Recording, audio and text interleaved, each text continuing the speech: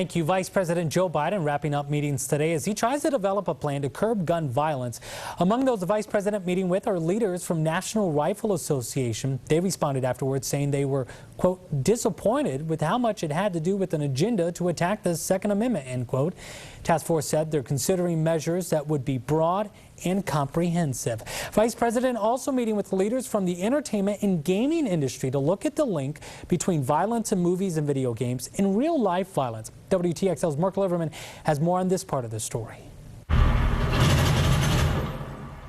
It's the latest focal point in the debate between guns and violence.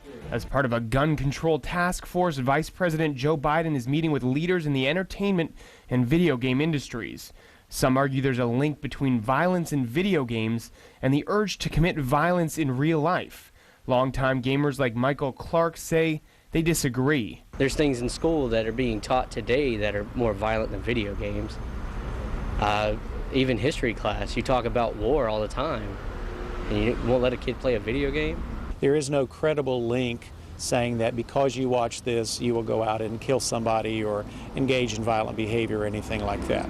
Psychologist Dr. Larry Kubiak says as a society we tend to look for easy fixes to problems, but there's really no quick fix to a violent culture. And people aren't willing to look beyond the surface to really identify what those are and what kinds of things that we need to do. He says when it comes to video games, the only issue would be someone with mental health issues, not capable of separating fantasy from reality. The important thing is, can you differentiate reality from fantasy? Am I playing a game, or is this a message of how I should deal with real people in my life?